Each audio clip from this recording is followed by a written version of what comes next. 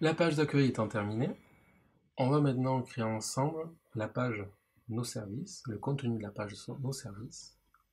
Pour ce faire, on va passer notre souris sur Nos services et on va cliquer sur Service 1.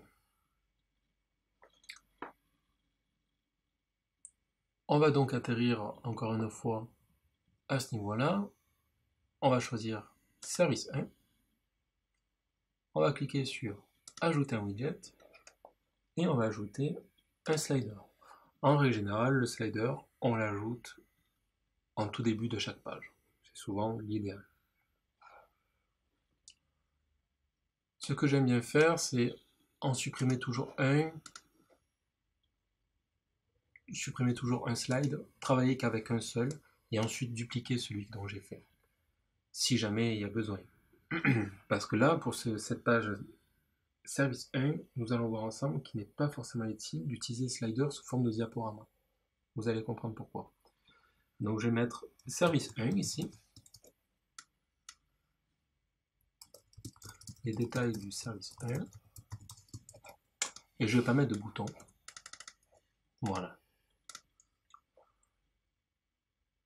Je vais décider que ce texte soit blanc. Et je vais décider que l'alignement soit à gauche.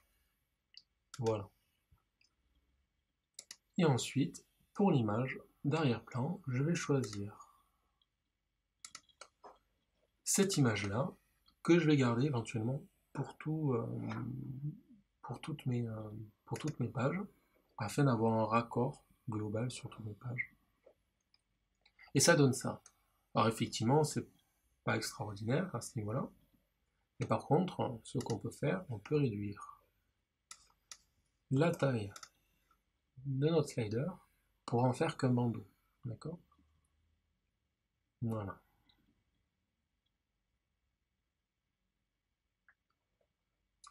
Et je vais même décider de mettre juste le titre. Voilà, ce sera peut-être mieux. Comme ça, on sait qu'on est sur la page d'accueil.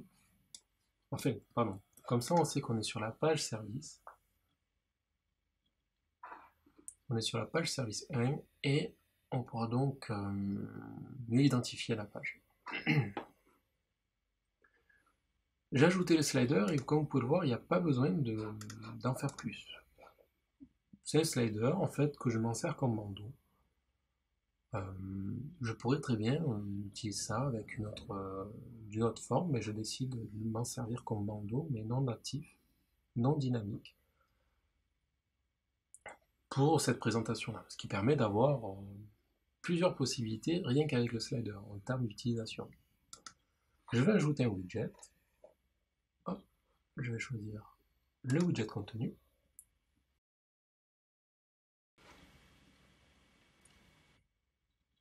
Et dans ce widget-là, je vais décider éventuellement d'avoir une présentation différente de ce qu'on a pu voir.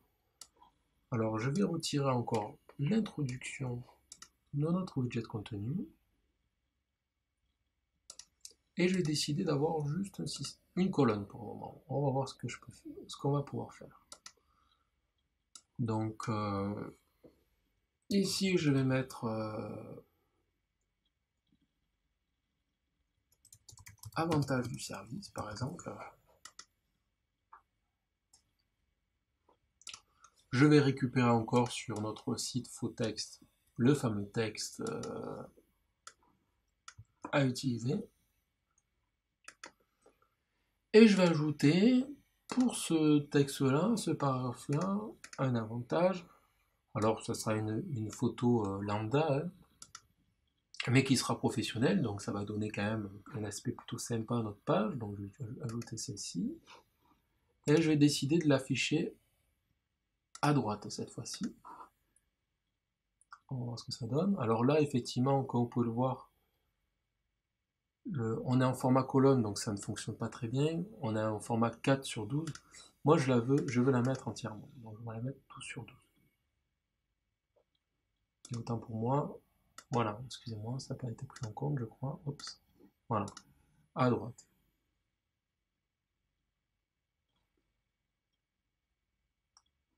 Et je vais décider d'ajouter un peu plus de texte pour faire quelque chose d'un peu propre.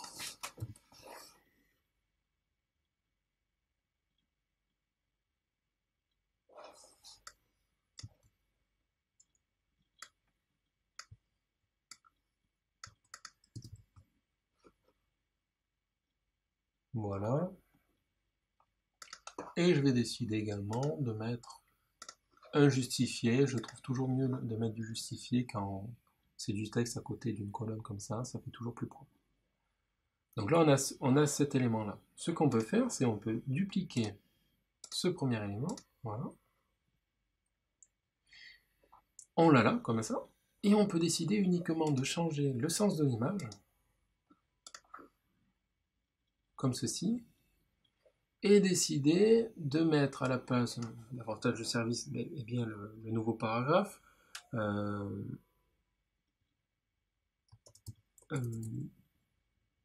fonctionnalité du service, par exemple.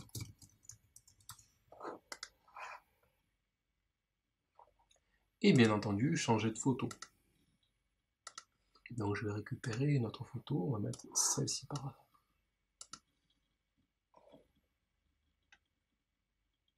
Utiliser ça. Voilà.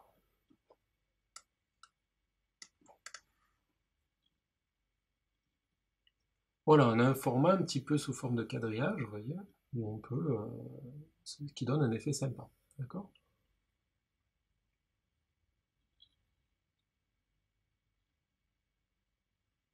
Rien ne nous empêche de faire, d'aller plus loin dans l'aspect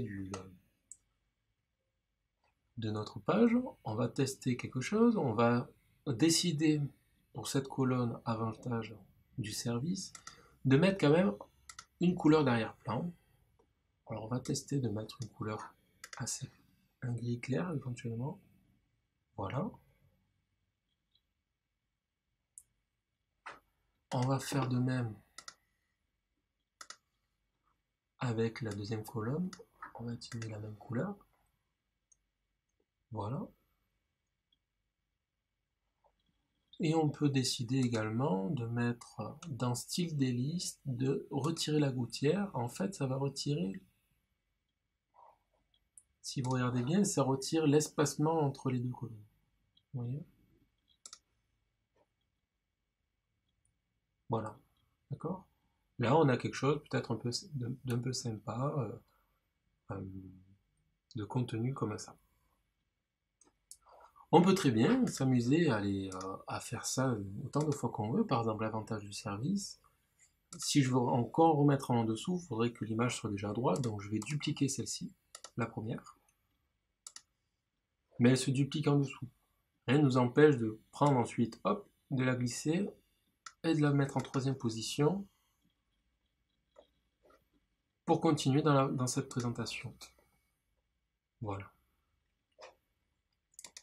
Et d'ajouter une image différente pour la troisième colonne, celle-ci par exemple.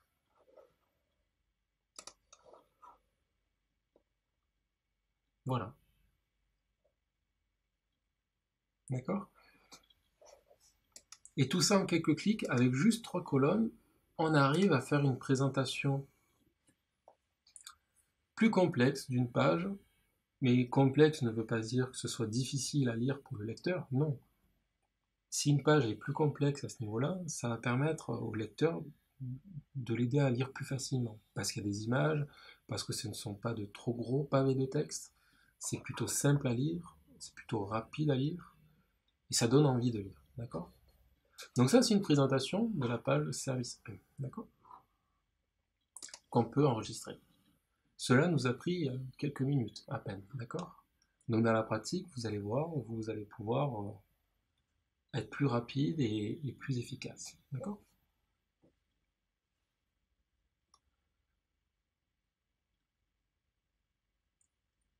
On va maintenant voir pour travailler la page Galerie Photo. Donc on va cliquer sur Galerie Photo et voir un peu ce qu'on peut faire. Donc sur Galerie Photo, une fois qu'on a cliqué dessus, on va Galerie Photo, corps de texte, ajouter un widget, et on va voir pour travailler directement sur le contenu. D'accord? Donc je vais retirer encore une fois l'introduction. Et je vais retirer les deux premières colonnes pour déjà en travailler sur une, d'accord, hein? Déjà, si je travaille bien sur une première colonne, je vais certainement pouvoir la dupliquer pour gagner du temps. Donc je retire tout. Pour moi, la galerie photo, j'aimerais bien faire quelque chose de différent de ce qu'on a pu voir tout à l'heure. Je vais éviter de mettre du texte et là vraiment viser que sur du visuel, qu'avec que des photos. Alors ce que j'ai fait, j'ai retiré tout le texte, d'accord? Encore une fois, n'hésitez pas à mettre pause et à revenir en arrière. Le cours est sous format vidéo, c'est super utile à ce niveau-là. Donc, dès que vous perdez le fil, dès que vous voyez que je vais un peu vite, ou s'il y a une chose que vous n'êtes pas sûr d'avoir saisie, faites une pause, revenez en arrière, autant de fois que vous voulez. Cela vous permettra de mieux comprendre et de mieux assimiler les choses. D'accord? Donc ici, on va ajouter une image, d'accord? Et sur cette image, je vais y mettre, alors encore une fois, des images que j'ai déjà. Alors attendez, je vais essayer d'en trouver une nouvelle. Je vais ajouter peut-être celle-ci. Voilà.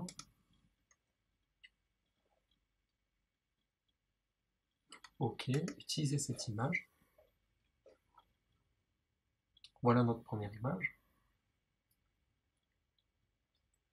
Et ce que je vais faire, c'est que je vais dupliquer la colonne. Hop. Ah, il me rajoute du texte, donc je vais le supprimer. Et je vais changer l'image. Je vais en mettre une autre. Je vais mettre celle-ci. Hop. Et je vais en ajouter une troisième. Bon, je retire encore le... Ah pardon, autant pour moi. Voilà. Hop. Je choisis une nouvelle image. Je vais mettre celle-ci. Hop. Ainsi de suite. Je vais encore en dupliquer une. Hop. Je retire le texte. Je choisis une image. Et je choisis celle-ci. Voilà. On va tester déjà avec celle-ci. Là, si on regarde, bon, on a plusieurs images qui ont été ajoutées. Un petit peu, voilà, vite fait. La présentation est moyenne, hein, ça peut être mieux. Pour moi, ça rend pas super bien. Alors, pour essayer de donner un effet sympa, on va essayer de remplir un petit peu la page comme ça. Moi, j'aime pas trop tout le contour blanc qui rend la photo moyenne, la page moyenne.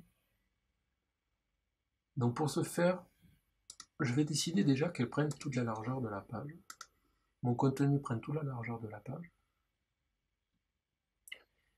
Et, pardon, autant pour moi, voilà. Et je vais décider de retirer les gouttières. Donc les gouttières, encore une fois, ce sont tous les petits espaces blancs, les espaces blancs entre les images. Je vais décider que j'en veux pas. Voilà. Donc là, on a bien la première ligne qui a bien compris voilà, qu'il ne faut pas avoir d'espace. Par contre, là, hop, il y a un espace parce que celle-ci est un peu plus large. Et elle s'adapte par rapport à celle-ci. Et ça, je ne veux pas. C'est pour ça que dans style des listes, au lieu d'avoir grille pour essayer d'aligner au mieux les images, on va mettre maçonnerie pour qu'elles puissent s'imbriquer entre elles. Donc on va cliquer sur maçonnerie. Si je fais terminer, là effectivement vous voyez, elle s'est ajoutée comme elle a pu, elle s'est imbriquée quelque part, comme les Lego. D'accord. Et si je continue donc à dupliquer mes images, alors genre, je prends plusieurs colonnes au hasard. Alors mince, par contre j'ai fait une bêtise.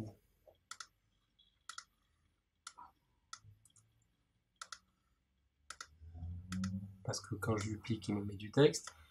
Je retire le texte, j'ai dupliqué plusieurs images, je vais encore en dupliquer, hop, je retire mon texte, et puis je vais on va dire les repositionner un petit peu au hasard, pour essayer de mélanger un peu le tout. Voilà, d'accord.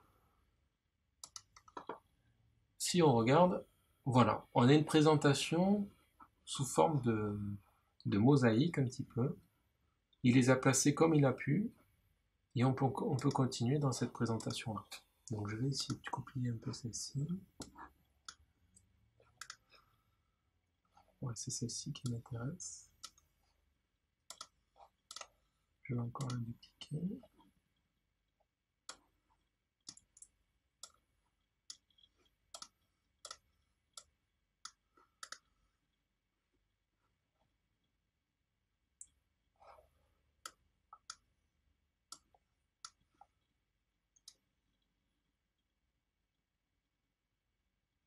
Voilà, on a une présentation plutôt sympa à ce niveau-là, où on a des images. Alors bien entendu, l'intérêt c'est de pouvoir continuer, de faire quelque chose qui descend assez loin. Et si jamais l'espace ne vous convient pas là, rien ne nous empêche de mettre le titre de la page et on va le centrer. Hop, on va le mettre au milieu.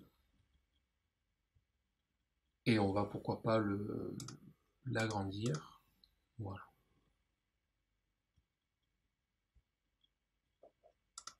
Voilà une présentation parmi tant d'autres d'une galerie photo. D'accord?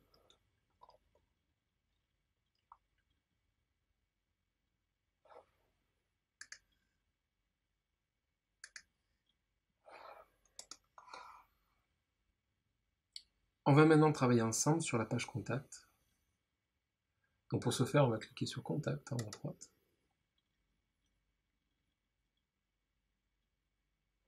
Et on va aller dans contact au corps de texte.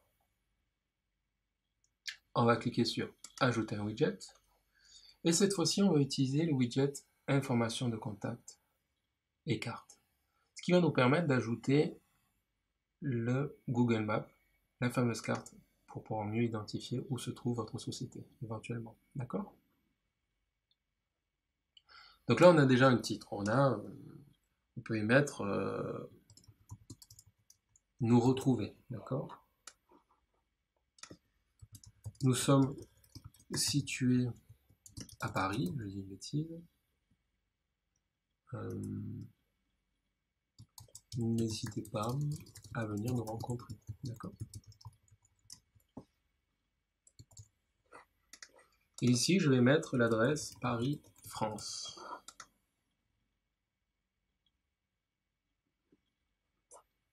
Et voilà, il nous trouve la localité de Paris à France, d'accord? Donc, on peut y mettre, dans la partie localisation sur la carte Google, la localité que l'on souhaite. On peut y mettre que ce soit juste la ville, on peut y mettre la rue avec le numéro de rue. Alors, selon les pays, il est possible que l'identification des rues soit problématique. Dans ce cas-là, il existe une seconde solution, c'est la latitude et la longitude des cartes Google. Alors qu'est-ce que c'est? En fait, ce sont des coordonnées GPS, d'accord? Ça permet de cibler au centimètre près l'endroit où vous voulez dans votre carte, d'accord? Ça utilise les données GPS pour les satellites, etc. Donc comment connaître la latitude et la longitude de son entreprise, par exemple? Donc pour ce faire, on va ouvrir un nouvel onglet et on va aller sur Google. Ici, on va taper latitude, longitude, Google Maps. D'accord? Et ici, le premier site qu'on propose, si ce n'est pas le cas pour vous, vous pouvez en trouver d'autres, hein, mais par connaissance de cause, je sais que ce site est très bien pour cela, c'est coordonnées-gps.fr. Ce site-là, si on y va, on va atterrir sur une carte. Là, ça tombe bien, il m'affiche Paris-France, d'accord? Mais si je mets par exemple Bordeaux-France, et que je clique sur obtenir les coordonnées GPS, automatiquement, il va me donner la latitude et la longitude. D'accord? Donc, il me suffit de copier la latitude, de mettre un virgule, pour ensuite mettre la longitude. Voilà. Et si on regarde bien, on enregistre. Souvent, les changements au niveau de la carte ne s'appliquent pas Donc ce n'est pas bien grave. C'est au niveau de l'administration. Quand on travaille sur la page, la carte n'a pas tout à fait le même aspect que quand on visite la page en tant que visiteur, parce qu'effectivement, ça demande trop de ressources. Donc moi, ce que je vous conseille pour s'assurer que la carte marche bien et que c'est bien positionné, c'est d'aller en haut à gauche sur le petit icône et de cliquer sur View this page pour voir la page. Si vous ouvrez cet onglet, on retrouve bien une carte qui fonctionne, d'accord? Donc on peut glisser, déposer, etc. On peut s'amuser à ce niveau-là. Et par contre, il faut que je vérifie pourquoi il m'a pas fait ça. Ah oui. Par contre, effectivement, pour Bordeaux, si je ne retire pas la localité initiale, il a trouvé la localité Paris-France, donc la latitude et longitude, c'est optionnel quand on peut le voir. Donc il le met en option, si jamais ça ne marche pas. Là, je sais que il sait que ça marche, donc il ne se préoccupe pas de ma latitude et longitude. Par contre, si je ne mets rien dans la localité, automatiquement, il va me trouver Bordeaux. D'accord, ouais.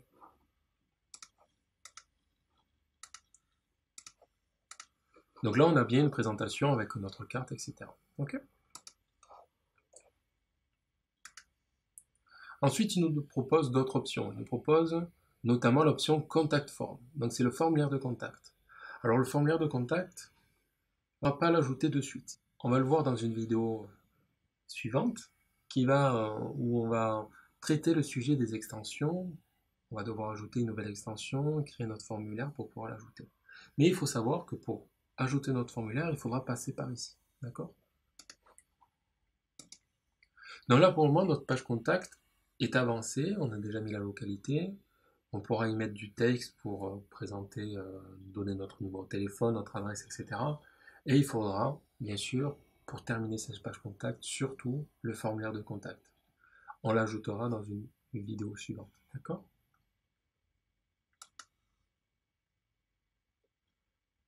Avant de terminer cette vidéo, je souhaiterais vous présenter ce qu'on a vu tout à l'heure au niveau de l'arborescence, c'est-à-dire que on a ajouté uniquement la page service 1. Et on avait vu dans notre arborescence qu'on avait d'autres pages de service. Je vais vous présenter la possibilité, la fonctionnalité qui permet de dupliquer une page entière, ce qui permet de gagner du temps dans la présentation de vos pages. C'est utile lorsque une nouvelle page que vous souhaitez créer, ressemble à une page que vous avez déjà créée. D'accord? Donc par exemple la page service 1, la présentation me convient, on l'a vu ensemble, si on y retourne, elle ressemble à celle-ci. Cela me convient, j'aimerais bien juste utiliser la même présentation pour le service numéro 2. D'accord? Pour ma page service 2. Donc pour ce faire, on va dupliquer cette page-là. Donc pour ce faire, on va cliquer en haut à gauche sur tableau de bord de layers. D'accord? Ici, on va aller dans la partie page layers.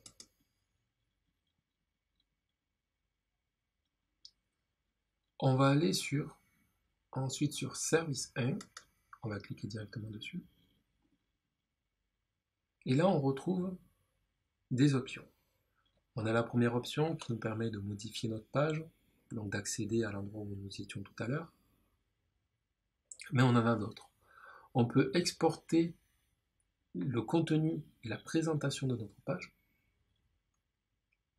et auquel cas, l'importer dans une autre page, d'accord? Avec cette option d'import. Mais on a surtout la possibilité de dupliquer cette page. Donc pour ce faire, il suffit de cliquer sur Duplicate. On attend, et là il nous confirme en vert que la page a bien été dupliquée. Donc on va retourner sur toutes les pages à gauche. Et effectivement, là on peut voir qu'il y a marqué service 1 copié. Parfait. Notre page a bien été copiée. Par contre, ce nom n'est pas idéal. On va le changer. Pour ce faire, on va cliquer sur le bouton Modification rapide. Et là, on accède au titre et à l'identifiant. Chaque page a un titre et un identifiant. Là, auquel cas, notre titre, ça sera service 2. On l'a vu tout à l'heure dans notre arborescence, c'est ce qu'on souhaitait. Très bien.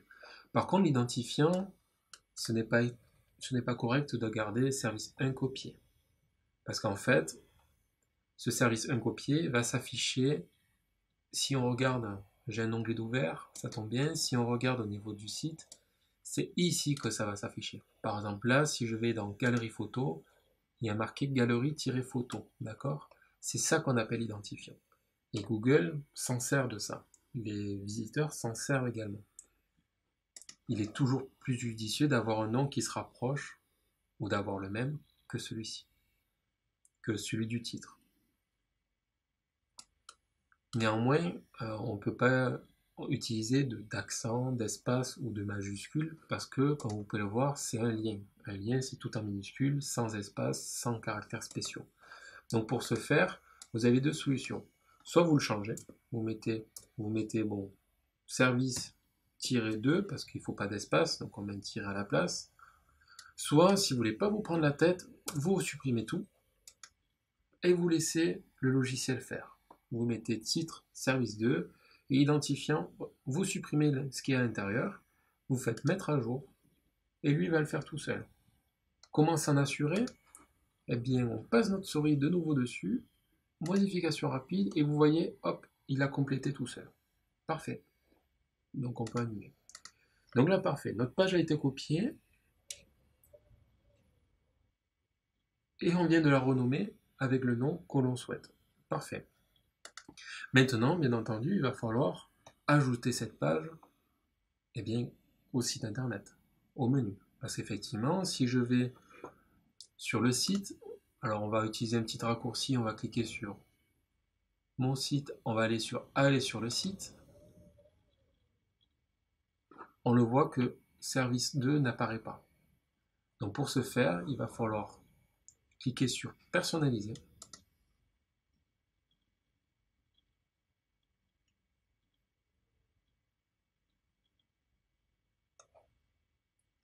Menu. Menu principal. Et ici, on va ajouter la page qu'on a créée, qu'on a dupliquée. On clique sur ajouter des éléments et sur service 2. On reclique sur ajouter des éléments pour enlever cette petite barre latérale. Et là, on retrouve bien service 2 à droite. Par contre, on veut le mettre en sous-menu de nos services. Donc pour ce faire, on fait la même méthode que tout à l'heure. On peut faire un glisser-déposer. Et elle s'ajoute bien dans le sous-menu. Et on a bien service 1 et service 2. On publie pour enregistrer. Et si on va maintenant dans service 2, on retrouve exactement la même page que service 1. Si on va dans service 1, c'est la même chose. La seule chose qui change, c'est dans l'adresse. Là, on est bien sur service-1. Et si on va dans service 2, on est bien dans service-2. Alors, pour éviter tout risque de malentendu, moi, ce que je vous conseille, c'est de modifier au moins le titre qu'on a là. Comme ça, vous savez bien que vous êtes sur le service 1 et ensuite là sur le service 2. Vous ne vous trompez pas. Et ça, c'est de le faire de suite. Donc, on revient en arrière, en cliquant ici. On va dans modifier l'apparence, service de corps de texte. Et dans le slider, on change le titre ici par service 2. On fait terminer. Et là, on est bien sur la page service 2 avec le titre service 2. On enregistre et on pourra retravailler, changer le texte, les photos si besoin, pour retravailler notre contenu. D'accord ? On pourra adopter cette méthode pour la troisième page, service 3, qui serait dans l'arborescence nos services. On se retrouve tout de suite dans une prochaine vidéo.